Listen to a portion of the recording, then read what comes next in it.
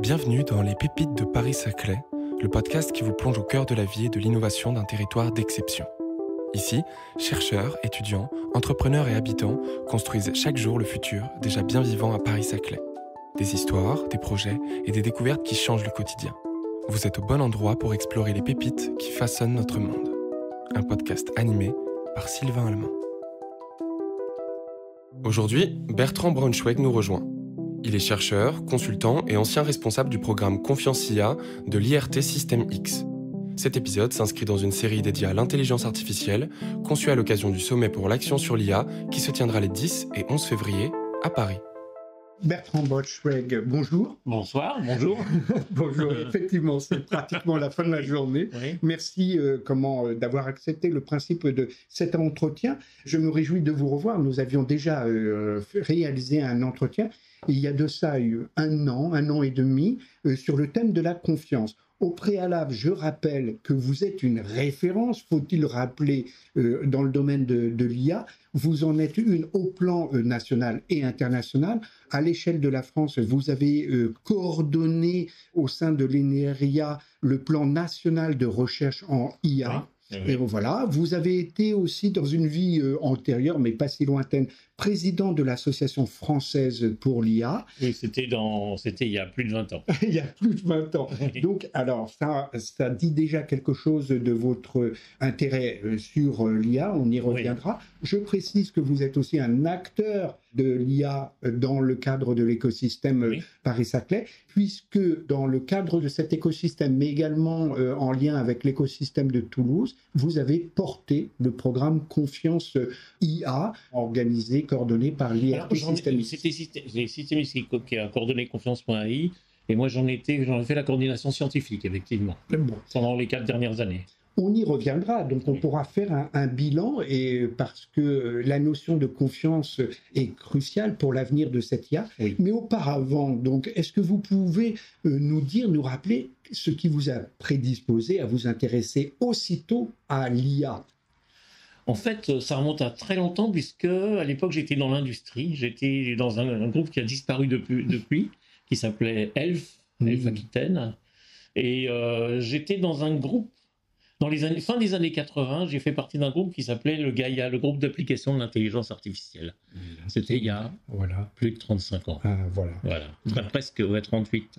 Et donc, à l'époque, l'IA, c'était beaucoup les systèmes experts, ce qu'on appelait les systèmes à base de connaissances, mais on commençait à voir arriver les réseaux neuronaux, la logique floue et d'autres choses. Et donc, je suis tombé là-dedans. Alors, j'étais pas tout petit, mais j'étais quand même j'étais bien plus petit que maintenant. Et donc, je suis tombé là-dedans. J'ai travaillé quelques années dans le groupe IA d'Elf Aquitaine, où on faisait des applications pour l'industrie pétrolière en général. Et puis après, je suis passé à l'IFP, l'Institut français du pétrole à Rueil-Malmaison, un institut de recherche, où j'ai créé un groupe d'intelligence artificielle. Et je l'ai mené pendant quelques années. C'est là où on a vraiment commencé à s'intéresser un peu à toutes les technos, dont celles qu'on utilise aujourd'hui. Par exemple, un de mes premiers doctorants à l'IFP travaillait sur la détection de bruit dans des signaux sismiques et utilisait pour ça des réseaux convolutifs qui sont ceux qu'on utilise aujourd'hui pour le traitement d'images, qui ont été développés par Yann Lequin et compagnie dans les années 80-90. Et donc, on avait déjà, dans les années 90, on commençait déjà à utiliser ces choses-là. Donc, une histoire ancienne, c'est bon de le rappeler, qui remonte même aux années 40, 50. Oui, sachant que moi je suis arrivé dans l'IA au moment du deuxième hiver. Voilà. Le premier hiver, c'était fin des années 60, c'était quand la recherche sur le réseau neuronaux s'est arrêtée en raison du livre de Minsky et Papert sur les perceptrons, mais aussi parce que des études avaient dit que ça ne marcherait pas. Et puis ensuite, il y avait eu le rebond important dans les années 80-90 avec les systèmes experts. Et le deuxième hiver, dans les années 90, parce que là aussi, les systèmes experts, c'était un sujet difficile. Il y avait plein de questions qui se posaient, de connexion au monde réel, de cohérence dans les bases de connaissances, de passage à l'échelle sur des grandes problématiques, etc., qui faisait que ça tombait vraiment un peu sur un mur technologique. On n'y arrivait pas, en gros. Enfin, il y a plein de choses qui ont été faites et qui sont encore utilisées maintenant, mais bon, ça ne passait pas à l'échelle. Donc, moi, je suis arrivé dans cette période-là. Et donc, à l'époque, on ne pouvait pas trop dire qu'on faisait de l'intelligence artificielle. On avait même recyclé notre nom en informatique avancée, ce qui ne me plaisait pas du tout parce que c'était un peu vexant pour ceux qui n'étaient pas dedans. Et donc voilà, je me suis mis à toutes ces technologies et on a essayé assez tous les réseaux neuronaux dans ces années 90 et ça marchait vraiment bien, malgré le fait qu'on avait quand même des machines de capacité limitée, des données en capacité limitée, mais on arrivait à faire des choses. Ensuite, j'ai eu une suite de carrière un peu différente, puisque j'ai été à l'Agence nationale de la recherche quelques années, où je dirigeais le département STIC, donc je finançais la recherche en informatique, la recherche collaborative en informatique en France. On le devine, même quand on n'est pas spécialiste, l'hiver par hiver, il faut entendre une période durant laquelle les investisseurs, les industriels se désintéressent de l'IA. Oui. Mais je pense que c'était en 2012. Moi, j'étais à l'ANR de 2006 à 2011, donc 5 ans, et on avait publié le cahier intelligence artificielle de l'ANR en 2011, avec une centaine de projets financés par l'ANR, dont déjà des projets d'apprentissage profond, même si après, c'est la rupture sur l'IA, c'est vraiment 2012 avec ImageNet et la compétition ImageNet qui avait été gagnée par l'équipe de Hinton sur la reconnaissance d'objets dans les images. Mais donc, nous, déjà à l'époque, on finançait beaucoup de choses en IA. Et là, on n'avait plus trop peur de dire que c'était de l'IA. Bon, après, j'ai passé quelques années au sein d'INRIA. J'ai dirigé 2 centres. On évoquait tout à l'heure. Voilà, j'ai d'abord dirigé le centre de Rennes pendant 4 ans. J'ai dirigé Saclay pendant un peu plus de 3 ans. Puis après, effectivement, on m'avait demandé de faire la coordination du programme national de recherche en IA. Donc, j'ai fait ça pendant 2 ans aussi. Mais actuellement, vous avez une position un peu décalée, au sens où on ne parle plus que de l'IA, des investissements colossaux. Manifestement, nous sommes en plein été, si on peut filer cette métaphore, sauf que vous nous dites, attention, attention, l'IA pourrait connaître un autre hiver. Alors, qu'est-ce qui vous permet, vous incite à dire cela? Je pense qu'il faut faire un petit peu attention. Alors, d'abord, c'est vrai que... Alors, je ne sais pas si c'est le printemps ou l'été, mais c'est vrai qu'il fait chaud. Et c'est vrai que les investissements sont colossaux. Et si on m'avait dit à l'époque de l'hiver que les gens se battraient pour des milliards d'investissements sur l'IA, j'aurais dit non, mais vous rigolez. Mais en fait, c'est ce qui se passe.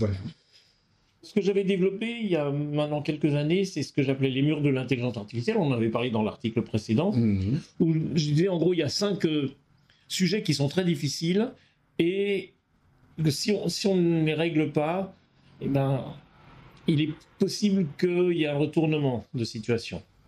On va parler de la confiance en dernier, mais à l'époque, je parlais de l'énergie, et c'est de plus en plus vrai, parce que les systèmes d'IA ont une consommation d'énergie incroyable, à tel point qu'on a même entendu récemment que Microsoft faisait relancer la centrale nucléaire de 3 Mile Island pour ses besoins de calcul. Et ça fait un peu peur quand même. Bien sûr. Voilà. Et ce ne sont pas les seuls, il y en a d'autres. Donc l'énergie, parce que les coûts d'apprentissage et les coûts d'inférence sont énormes. Et bon, on travaille beaucoup sur essayer de les réduire, mais en attendant, ça continue d'augmenter. Il y a toujours cette croyance que plus c'est grand, meilleur ce sera. Et donc les gens investissent pour avoir des systèmes avec plus de données, plus de machines, plus de calculs, etc. Ça, c'est le premier. Ça, c'est le mur numéro 2, parce que je reviendrai sur le 1, qui est la confiance. Là, je les mets dans l'ordre toujours. La cybersécurité. Alors, il y a plein de sujets de cybersécurité ordinaires qui existent, quelles que soient les technologies. C'est valable pour l'IA comme pour le reste, les virus, les intrusions, etc. Ça ne concerne pas que ça concerne l'IA, mais ça concerne tous les systèmes. Mais il y a des sujets de cybersécurité propres à l'IA, notamment ce qu'on appelle les attaques adverses, notamment tout ce qu'on sait faire aujourd'hui avec les deepfakes, qui sont vraiment des gros sujets, et aussi tout ce qui est la propriété privée, enfin la gestion de la vie privée dans les modèles, etc. Et puis, il apparaît aussi que même l'IA elle-même maintenant pose des problèmes de cybersécurité, est capable elle-même de poser des problèmes de cybersécurité. Et donc, tout cet ensemble fait que si on n'arrive pas à régler la question, les gens vont dire on n'en veut pas. Interaction humain-système, ça c'était mon 4e mur. Il y a eu un progrès énorme qui a été fait avec les LLM, avec les ChatGPT-là, avec toutes ces choses-là, parce que l'interaction est évidente. On a une interaction en langage naturel. Et pour nous, c'est la meilleure possible. Peut-être pas quand on est au volant d'une voiture, même si on peut parler à la voiture, mais le temps qu'elle comprenne, etc., il faut faire attention. Mais en tout cas, pour des interactions avec des systèmes, il y a eu un énorme progrès, mais ce n'est pas le seul mode d'interaction qu'on doit avoir. Et en fait, ce qui s'est passé depuis des années, c'est que les gens de l'IA étaient quand même relativement déconnectés des gens qui savent bien gérer la question d'interaction humain-machine. Si cette question n'est pas réglée, on risque d'avoir aussi des difficultés de compréhension mutuelle. Donc il faut qu'il y ait bonne compréhension mutuelle. Mais encore une fois, là, on a fait beaucoup de progrès grâce aux interfaces en langage naturel que font maintenant la plupart des systèmes. Et puis le cinquième mur que j'appelais l'humanité, qui était la combinaison d'un ensemble de facteurs, qui étaient les questions de sens commun, des questions de causalité, des questions aussi de ce que j'appelais, enfin ce qui est appelé système 1, système 2, les différents niveaux de réflexion qu'on est capable de mener, nous les humains. Donc des caractéristiques que nous avons, nous, et que les machines n'ont pas. Et là, il y a eu beaucoup de choses de progrès qui ont été faits. Donc on a bien avancé sur ce mur, qui est moins fort qu'auparavant, mais de manière un peu étrange. Par exemple, quand je disais, les machines ne connaissent pas la causalité, elles ne font que des corrélations. Tout à fait. Aujourd'hui, on peut demander pourquoi un système. Il est capable de décrire, d'essayer d'expliquer pourquoi. Moyennant quoi, est-ce que c'est vraiment de la compréhension ou ce n'est que de la concaténation de mots pour nous faire plaisir? C'est fait comme ça en tout cas. Et donc, la question est, est-ce que les systèmes ont vraiment ils ont en tout cas une notion de la causalité qui est très très différente de la nôtre. Mais ça peut faire un peu illusion. De la même façon, le bon sens, comme ces systèmes ont lu à peu près tout ce qu'on a écrit depuis les millénaires, et ben dans ce qu'on a écrit, il y a aussi beaucoup de bon sens dedans. Donc ils l'ont d'une certaine manière appris aussi le bon sens. Mais pas de la manière dont nous l'avons. Voilà, alors ce mur-là, donc, c'est celui qui a le plus évolué, je pense. Avant d'en venir au premier mur, qui est l'objet d'un programme qui s'est achevé donc, il y a quelques mois, je ne résiste pas à l'envie de faire le constat suivant, c'est que ces 5 murs, vous les avez définis avant que l'intelligence artificielle générative rentre en scène. Oui. Et néanmoins, il reste d'actualité à vous entendre. Oui, avec la confiance, c'est plus important. Encore une fois, l'énergie, c'est plus important parce que les consommatrices d'énergie, la cybersécurité est plus important. Les deux derniers, peut-être, on a fait des choses qui vont dans le bon sens. D'accord. Alors, venons-en à la confiance. Voilà, qui est l'objet d'un programme. Est-ce que vous pouvez rappeler la structure qui est derrière, c'est-à-dire l'IRT Systemix, qui vous a confié le soin de coordonner ce programme? Alors moi, donc, encore une fois, j'ai fait la coordination scientifique. Alors Systemix, c'est un institut de recherche technologique, c'est un point de milieu entre la recherche académique et la recherche industrielle. Donc c'est un endroit où se réunissent. Alors, il y a du personnel Systemix, mais c'est aussi un endroit où se réunissent des personnes venant de l'industrie et de l'académie sur des projets, sur des programmes, et donc ils travaillent ensemble pendant une certaine durée. Il y a une aide de l'État qui est là pour aider à ce que ces projets se fassent. Et donc c'est quelque chose d'assez original dans le paysage national, d'avoir ce genre. Il y a 8 IRT en France, hein, si on compte aussi celui de Grenoble qui est très très CEA, mais qui est pas tout à fait dans les mêmes modes, mais sur divers sujets. Mais dans le domaine du numérique, le Systemix est le principal. Il y a aussi sur les réseaux et les communications et les multimédias, il y a Bicom en Bretagne qui est assez puissant également, hein. Et puis d'autres. Mais donc voilà, ça Systemix, c'est au cœur de Paris-Saclay, était considéré avec l'IRT Saint-Exupéry qui est à Toulouse et qui est proche donc de l'industrie aéronautique. Systemix était considéré comme un des lieux où on pouvait de manière utile développer des recherches et développements sur l'intelligence artificielle de confiance pour ce qu'on appelle les systèmes critiques. C'est-à-dire là où la vie peut être en jeu, où l'économie est en jeu, des biens précieux peuvent être en jeu également. Voilà, c'est comme ça que ça s'est orienté. C'est-à-dire qu'à l'époque, il y avait le directeur du programme sur l'intelligence artificielle certifiable et vérifiable avait jugé que la combinaison Toulouse et Saclay était susceptible de faire des avancées importantes sur l'IA de confiance pour les systèmes critiques. Ce qu'on appelle aussi, alors je vais le dire en anglais, challenged context, donc des contextes qui possèdent des défis. Je ne vais pas traduire challenge par challenge. Parce qu'on on a organisé un symposium en novembre dernier à Washington dans le cadre de la conférence américaine AAAI, l'Association américaine d'intelligence artificielle, qu'on avait appelé ATRAC, qui signifie en français évaluation de la confiance et des risques pour l'IA dans les systèmes critiques ou à contexte challenged, voilà. Où pendant 2 jours et demi, on a parlé avec des collègues internationaux de toutes les avancées qu'on faisait sur le sujet. Voilà. Mais alors, dans le cadre spécifique de ce programme Confiance, voilà, que faites-vous? Qu'avez-vous fait? Parce que c'était un programme d'une durée de 5 ans. C'était 4 ans. Voilà, Bertrand me fait signe de la main. 4 ans, je corrige en temps réel. Voilà, c'est 4 ans. 4 ans, 45 millions, 13 partenaires majeurs, donc beaucoup de gros industriels, donc aéronautique, transport, énergie, sécurité, défense. Le produit final, parce qu'on a travaillé 4 ans sur beaucoup de sujets, et notamment avec ce qu'on appelait des cas d'usage, des cas d'usage fournis par les industriels. Voilà. On était parti au départ, on avait 4 cas d'usage principaux la première année, mais on a fini avec une douzaine de cas d'usage. Donc des cas d'usage apportés par les industriels sur lesquels en fait on voulait démontrer des propriétés de confiance. Et donc on a fait ça, et par exemple le 26 septembre, j'ai organisé la dernière journée scientifique trimestrielle du programme. On a fait une quinzaine de journées scientifiques trimestrielles pendant la durée du programme, et où on avait regardé en détail ce qu'on appelait les applications de bout en bout, c'est-à-dire un cas d'usage fourni par un industriel pour lequel on part du début et on va jusqu'au bout, c'est-à-dire qu'on utilise la méthodologie développée dans le programme Confiance.ai, des outils, des composants logiciels testés et développés dans le programme Confiance.ai pour traiter l'ensemble du sujet. Et donc on en a eu 4 comme ça, proposés par divers industriels, donc Airbus, Safran, Naval Group, etc. Il y avait Valeo.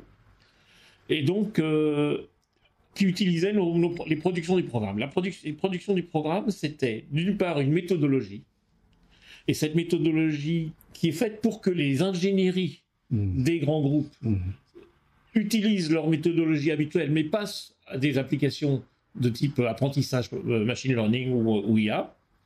Et donc, ça adapte la méthodologie d'ingénierie générale que ces gens pratiquent depuis des années, pour les spécificités de l'IA. Donc ça s'est matérialisé dans un site web qu'on appelle le Body of Knowledge, donc le corpus de connaissances de Confiance.ai, qui est un site web accessible à tous, sur lequel on peut aller depuis le site Confiance.ai, qui découpe toute cette méthodologie en étapes, en sous-étapes, en production par étapes, etc. Donc ça, c'est quand même un acquis très important. Et on se dit qu'un jour ou l'autre, mais pas tout de suite, on pourrait essayer d'avancer vers une norme européenne sur l'ingénierie de l'IA en utilisant notre acquis méthodologique. Un jour ou l'autre, alors dans quel cas? Une nouvelle édition de ce programme? Non, pas nécessairement. Il se trouve que je suis aussi très impliqué dans la normalisation de l'IA au niveau européen. D'accord. Donc j'ai beaucoup contribué à la norme européenne sur les risques de l'intelligence artificielle, qui n'est pas encore publiée, qui fait encore l'objet de discussion, et notamment en faisant la première version de ce qu'on appelle le catalogue des risques. Aujourd'hui, les instances de normalisation européennes, donc le CEN-CENELEC, qui est en charge de faire les normes d'intelligence artificielle pour l'Europe au service de la réglementation européenne, sur le AI Act, qu'on connaît bien, donc ont été sollicités pour produire une dizaine de normes, dont un peu en maître, celle sur les risques, et puis un certain nombre d'autres composants. Ils sont bien occupés à ça. Les normes devraient arriver au cours de cette année, peut-être pas tout au cours de cette année, il y en aura sans doute encore un petit peu pour l'année prochaine. Et donc, tout le monde est bien occupé à ça. Et ce qui veut dire que pour travailler sur une norme pour l'ingénierie, ça sera fait dans un deuxième temps, le temps qu'on ait déjà fait toutes ces premières normes. Mais alors, revenons au programme Confiance IA. Désolé, mais très bien. Au contraire, ça illustre le fait que la dynamique déborde le cadre du programme et qu'on se saisit de cette question sous différents aspects et à différentes échelles, l'échelle européenne en l'occurrence.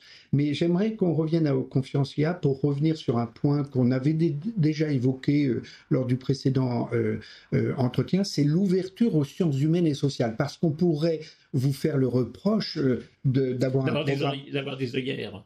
Voilà. Mais on a pensé aussi. Voilà, on a très pensé. bien. Et alors, qu'est-ce que ça a apporté, cette contribution des sciences humaines et sociales? Et j'embraye sur une autre question, vous pourrez répondre aux deux successivement, bien sûr. C'est, est-ce que ça ne ménage pas la possibilité d'élargir les applications au-delà du domaine industriel, c'est-à-dire les appliquer au domaine à l'échelle de la société, dans l'intérêt de tout à chacun? Bien sûr, beaucoup de choses à dire là-dessus. Et juste... Je vais parler de ça, mais je vais une petite parenthèse parce que je parlais des productions du programme, j'ai parlé du body of knowledge, de la méthodologie, mais il y a aussi le catalogue, mais on en parlera peut-être avant, on y reviendra. Alors les SHS, les SHS, on avait mandaté 4 laboratoires SHS pour nous aider sur le programme. Dans l'ensemble, ils ont pu mener leurs études à terme. Un a eu quelques difficultés d'accès aux utilisateurs, ce qui a fait que c'était peut-être moins passionnant que les autres. On a eu un travail d'une juriste sur la compatibilité de ce qu'on fait avec la réglementation européenne, un travail très intéressant, très riche. On a eu un travail par une équipe qui était plutôt, alors comment dire, technophilosophique, avec notamment Enrico Panay, qui est notamment celui qui a traduit le livre de Luciano Floridi sur l'éthique de l'intelligence artificielle. Un livre qui était en anglais, il l'a traduit en français. On dit peut-être en italien au début, je ne sais plus. Non, en anglais. Et donc, qui est un disciple de Floridi et qui a analysé ce qu'ils appellent la situation morale. Ça, c'est leur méthodologie d'accès au cas d'usage. Donc, ils ont pris 2 de nos cas d'usage et ont fait une analyse complète de la situation morale de ces cas d'usage avec des recommandations sur la manière de bien prendre en compte les demandes des utilisateurs. Donc, un travail très intéressant. Alors, ensuite, il faut demander aux opérateurs de Renault de l'usine du Mans qu'est-ce qu'ils en ont tiré exactement. Mais moi, j'ai trouvé que le travail était très, très, très, très intéressant, très, très fructueux. Et puis, on a eu aussi donc un travail plus orienté étude des comportements des utilisateurs face au système d'IA, qui était aussi riche de plein d'enseignements. Donc, c'était la cerise sur le gâteau de notre programme. Et je pense qu'ils ont trouvé nos amis du SHS ont à la fois trouvé des sujets qui pouvaient les intéresser et nous ont produit des recommandations qui sont, je trouve, assez riches dans l'ensemble. Donc moi, je suis plutôt content de cette opération. Tout à fait. On peut faire l'hypothèse que du coup, cette problématique de la confiance IA portée par votre programme percole les sciences humaines et sociales et peut irriguer de nouvelles recherches dans ce domaine qui intéresseraient bien plus que les seuls acteurs industriels. Alors absolument. Déjà, dès le premier livre blanc de Confiance.ai qu'on avait publié il y a 2 ans, on avait écrit que tout ce qu'on fait, qui est destiné au système critique, pouvait, ou ce que l'Europe appelle les systèmes à haut risque, pouvait évidemment être aussi appliqué dans d'autres contextes, pour des systèmes moins critiques, pour des systèmes qui ne sont pas à haut risque, et de manière très générale. Finalement, on a des technologies qui permettent d'améliorer un certain nombre de propriétés de nos systèmes d'IA. C'est crucial pour les systèmes à haut risque ou les systèmes critiques, mais les autres peuvent aussi en bénéficier. Et plus généralement, toute cette communauté des sciences humaines et sociales, elle regarde aussi les choses de près. Moi, j'ai gardé un contact assez étroit avec les juristes, notamment, qui sont assez contents que les gens plutôt orientés technologie leur donnent des avis de temps en temps, ce qui leur permet de ne pas être en vase clos, mais d'être un peu ouvert aux vraies questions que se pose la technologie. Donc, moi, je suis assez friand de cette relation. De manière générale, je fais juste une insiste pour le plaisir de la conversation. Je suis très intéressé par la manière dont les juristes se saisissent d'enjeux de recherche et parviennent à en renouveler les termes de par leur manière de travailler, leur propre méthode, etc. Et c'est souvent très enrichissant. Je trouve aussi, on est d'accord. Alors, où est-ce qu'on en était ? Alors, sur les applications peut-être du programme sur lesquelles vous souhaitiez revenir. Non, en fait, oui. Au-delà de l'aspect méthodologique. J'avais parlé de la méthodologie. Il y a également le catalogue de composants. C'est aussi un site en ligne qui s'appelle catalogue.confiance.ai qui contient... Alors, on a développé et testé au moins une centaine de composants logiciels dans le programme. Donc, il contient un certain nombre d'entre eux sur lesquels on a des bons résultats. Éventuellement, un de ces jours, on mettra aussi des bases de données de cas d'usage dedans. Pour l'instant, ce n'est pas le cas. Donc, on a cette deuxième ressource, en fait, de composants logiciels qui accompagnent la méthodologie. Et quand je parlais des études faites sur les cas d'usage de bout en bout, c'était la combinaison de la méthodologie et de ces composants qui sont dans le catalogue pour arriver à démontrer des propriétés de confiance pour des systèmes complexes. Parfait. Alors, nous ne pouvons pas clore cet entretien sans évoquer l'événement important qui se déroulera au mois de février, le sommet pour l'action sur l'IA, les 10 et 11 février, organisé donc à Paris à l'initiative du Palais de l'Élysée, de la présidence de la République, et qui sera précédé d'une conférence sur le thème IA, sciences et société sur le plateau. Voilà, parfaitement. Oui. Quelles sont vos attentes, quelles attentes placez-vous dans ces des événements ? Alors juste pour dire qu'on fait ça maintenant dans un nouveau cadre, puisque le programme Confiance.ai est terminé, et donc il y a des suites, et c'est dans le cadre des suites de Confiance.ai qu'on travaille notamment sur le sommet. En particulier, on travaille à la création d'une fondation pour l'IA de confiance, European Trustworthy AI Foundation, la fondation européenne pour l'IA de confiance. J'assure maintenant la coordination scientifique de cette fondation, Et donc, on a un certain nombre d'industriels et autres, et académiques qui sont mobilisés dans la fondation qui n'existe pas encore, mais qui est en constitution, mais donc on travaille déjà, on se réunit déjà. Et c'est dans ce cadre-là qu'on discute avec l'organisation du sommet AI Action Summit. Alors, il y a une première remarque que je voudrais faire, qui est que c'est la suite de 2 sommets qui ont eu lieu dans le passé. Il y a eu le sommet de Bletchley il y a un peu plus d'1 an maintenant, et le sommet de Séoul il y a 9 mois environ, quelque chose comme ça. À l'origine, ça partait d'une analyse de ce qu'on appelle le risque existentiel de l'intelligence artificielle. En gros, les gens avaient peur que l'IA nous détruise l'humanité, nous remplace. C'était ça le sujet principal traité. Même si le sujet c'était AI Safety Summit, safety, ça s'entendait, est-ce qu'on n'est pas menacés, nous les humains, par tout ça? C'est bien comme ça que les gens l'ont compris. Ça a un petit peu évolué, je dois dire, avec Séoul. Par exemple, une des productions du sommet de Séoul, c'était le rapport édité par Yoshua Bengio avec beaucoup de collègues sur l'étude des risques de l'IA générative, qui commençait à être un peu plus dans le concret, disons. Alors, ma compréhension, je ne suis pas dans l'organisation du summit, est que cette fois-ci, on veut être encore plus dans le concret. Et le risque existentiel est toujours quelque part. Il va y avoir des discussions à ce sujet, mais c'est pas le numéro 1. Le numéro 1, c'est qu'est-ce qu'on peut faire de pratique pour l'IA aujourd'hui pour améliorer un certain nombre de propriétés, pour lutter contre la désinformation à cause de l'IA, pour augmenter la confiance, pour lutter contre les positions dominantes d'un certain nombre d'acteurs. Donc c'est plutôt ça le sujet. Et donc nous, on rejoint assez largement cette orientation. Et un des thèmes du Summit, tel que c'est décrit sur le site du Summit et de l'Élysée, c'est Trusted AI, l'IA de confiance.